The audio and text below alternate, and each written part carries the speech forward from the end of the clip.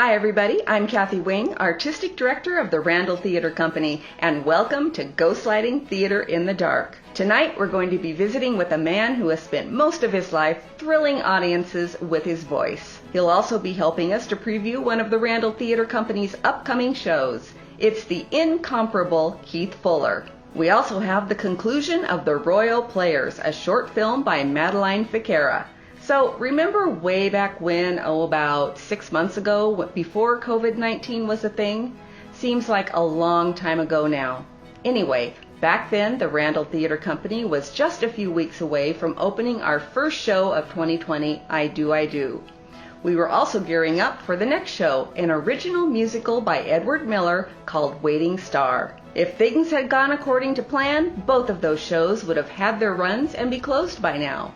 But as things are, and looking on the bright side, we still have both of them to look forward to. Waiting Star is a wonderful period piece featuring Shakespeare's favorite rogue, Falstaff. And who better to play that role than Keith Fuller? Not long ago, I sat down with Keith to talk about his careers in music and in radio, and of course, a little about playing the role of Falstaff. Here's Keith Fuller.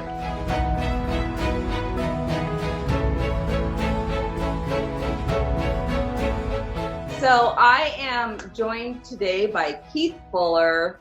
I know we haven't really known each other that long, but I feel like I've known you for a long time. Anyway. Yeah, being backstage with somebody in a show gets you. That's how you get to know. It absolutely is. So, and I think the first thing I saw you in was Singing in the Rain. My first Randall production. Yeah. So, and apparently you liked the Randall well enough to come back for Pippin. So yes, that was big fun. I got to grow a beard and and be goofy. I wasn't expecting to have to paint my face white, but It was a work of art, though. Mm-hmm. All of our faces were a work of art. So let me ask how you're doing. How's everybody doing at home? How are you doing? We're doing okay. My wife is managed to keep her job, and she's in the travel industry, so that's a rare thing, actually. Oh. So yeah, we're more fortunate than some of my friends, and we just hang on to our spirits. Some days are up, some days are down. Theater is a good distraction, and I miss it. I think we're an essential business. Well, I would agree. So besides doing things on stage, you had a very wonderful career in radio. And so tell me about that.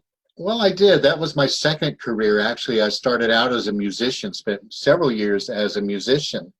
And as a result of that, one of the things when my band had a house gig, we did a commercial for, I was enlisted to do a 30-second spot for a local radio station, and went in and I rehearsed it a few times and I nailed it because I was determined to nail it. And the people there just said, you've got a good voice for radio, you should consider it. So when I got tired of the radio biz, the music biz, I joined the Columbia School of Broadcasting and learned that way, and actually had my first on-air radio job was in Kuruizawa, Japan. Oh, really? Yeah. Oh, it was great. It was this little resort town.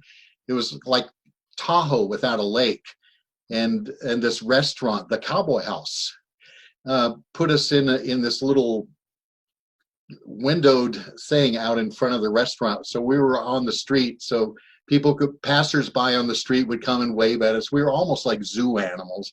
It was a trip. So that was a great way to learn the business and learn how to loosen up. Yeah. So I got back into it when I moved to Grants Pass in about 2003 or 4, a radio station that I had listened to and loved called The Cream of Country Music, 94.7 FM, The Cream. And they had an opening, and I zoomed right in there and got it. So I did that for several years. But it sounds like you, along the way, you had a lot of fun doing something that you love doing. I did, and it allowed me to make my living with my voice, which was a goal. Being a singer for many years, it gave me a little bit of feeling good about myself. So you've been a musician and you've been a radio personality. So how did you get involved in theater?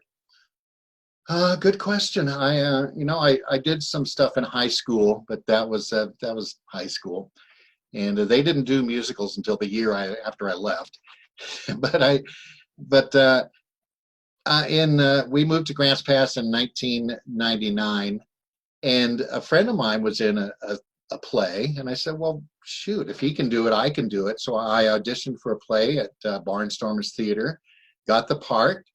And it was a small part, just came on in Act 2 and had like 3 scenes, but I loved it and just kept going. And from there, I besides acting and stuff, a friend had asked me to give him some sounds. I had a lot of a sound library, a lot of music. He asked me for some music for a show, and then it said, "Can you get a sound effect for me?" And somehow I did, and that turned into, at one point, I did all the sound design at Barnstormers Theater for over 10 years. Coming up, Keith talks about some of his favorite onstage roles and how he feels about the chance to play the fun-loving Falstaff. We'll also get to hear the opening song from the show. But first, over the last several months, we haven't been able to visit live and in person with friends and family the way we used to, so many of us have turned to video chatting to stay in touch. Our question this week, who have you been video chatting with?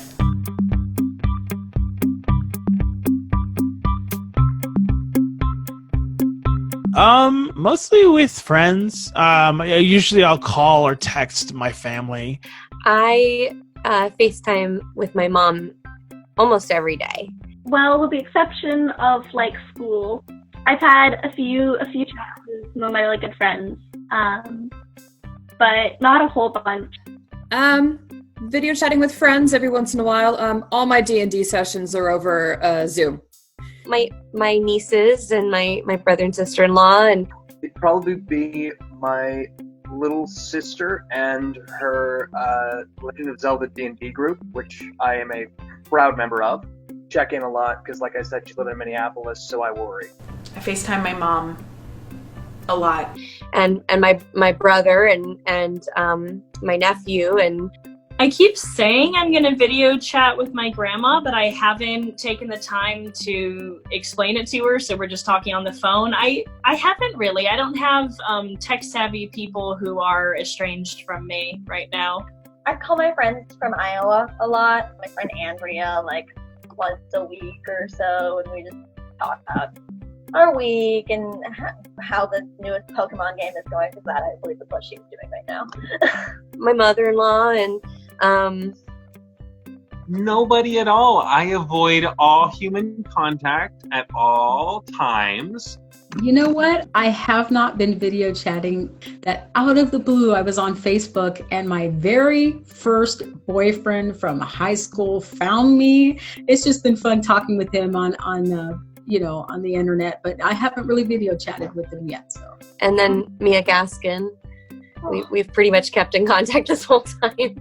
I did a video chat with my mom and sisters. We planned it as a surprise for my mom, and we made it a game night. And she had no idea that I was going to bring over my sisters on my phone, and so yeah, she had a great time.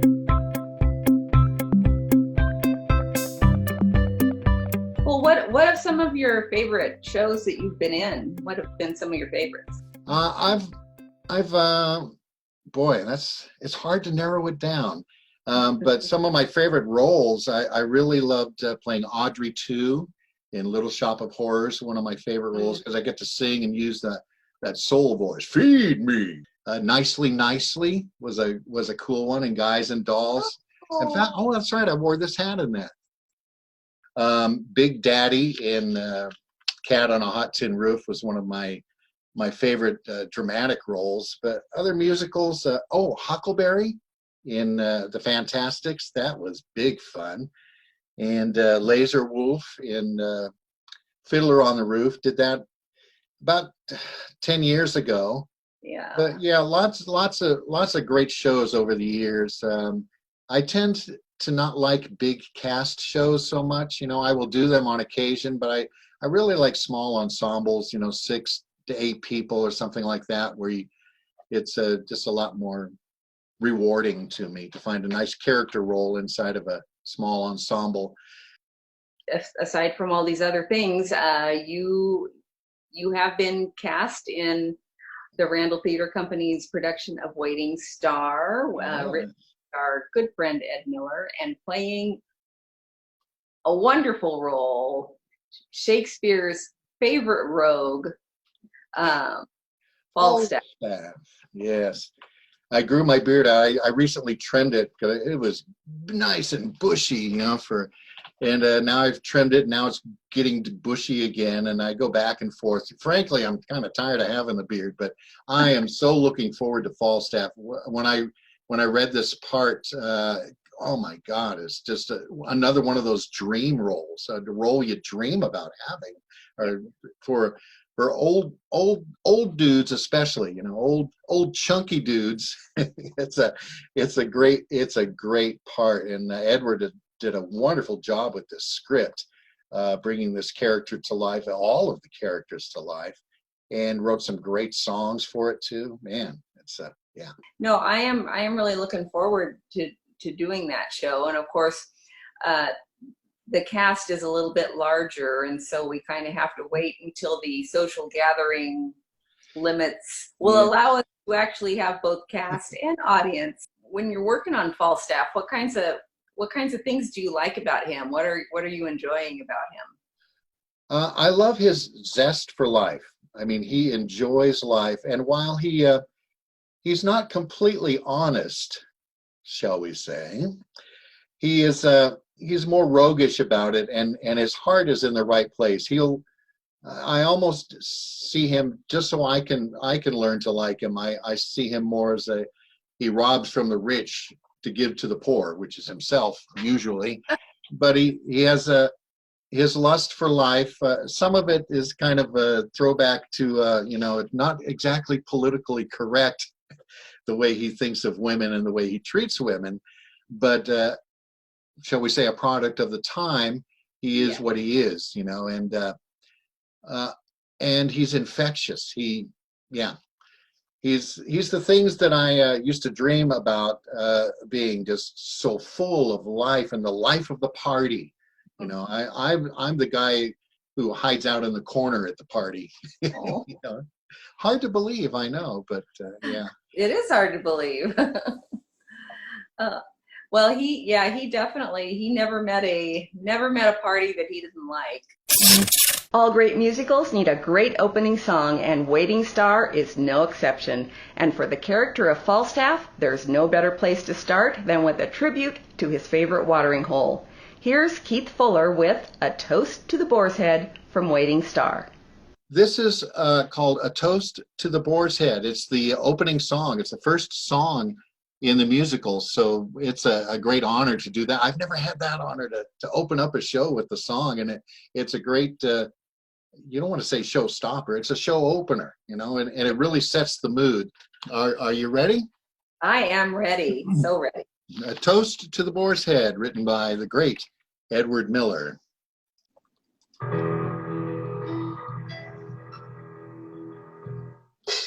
I bid you welcome, welcome to my world, to Merriman's king, a sacred thing, a fling, a royal feast, where there's laughter and drink and a promise and wink, and there's ever a rich-blooded wine. A toast to the boar's head, a tavern divine, so have a good time, oh, just have a good time. With a maiden so nice that you love for a price, mixing profits and pleasure and all. A toast to the boar's head, a tavern delight, so have a good time, a supremely good time. Delve a lot in a platter brought, feast away like your final day. Grow merry and round with new pleasures found. Where this full-hearted run, take a chance on the run, laugh away with your morals undone. The boar's head lives on like a merry old song, so just go and have a good time. Now when they ask me where is this place, this Boar's Head Tavern, I answer south of London and just outside the law. Here's to the stoutest variety of rogues you'll ever see.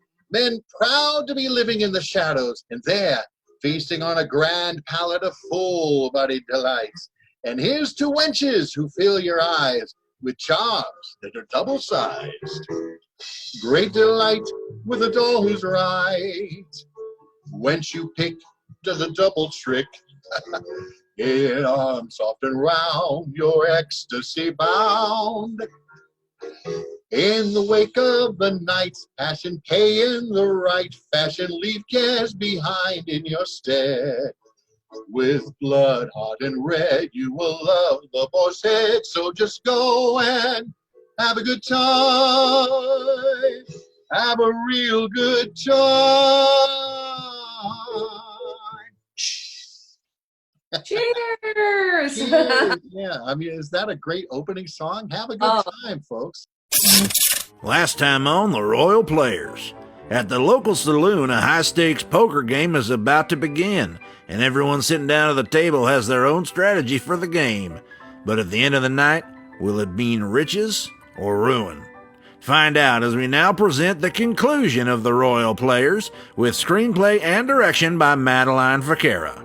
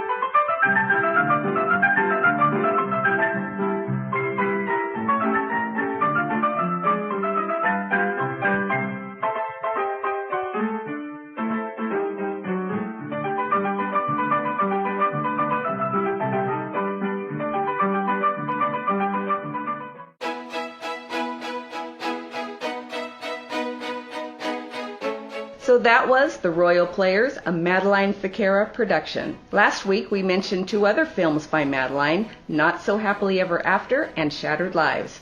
We'll be posting the links to those films on our Facebook page, just in case you want to check them out. And thank you to Keith Fuller for taking some time to chat, and to Ed Miller for giving us something like Waiting Star to look forward to. We plan to bring you that show in 2021. For this year, we're still working on bringing you some new shows and our main stage production of I Do, I Do. So keep an eye on the Randall Theater Company Facebook page for information on those. And if you would like to support the Randall Theater Company with a donation, just go to the link at the bottom of your screen or click the donate button at randalltheater.com. And if you donate $20 or more, I will send you one of our 2-tone Theater Strong wristbands. As always, you can catch up on our Ghostlighting shows anytime on the Randall Theater Company Facebook page and on our YouTube channel. Thanks for joining us, everybody. We'll see you next time, but until then, we'll keep the ghost light on for you.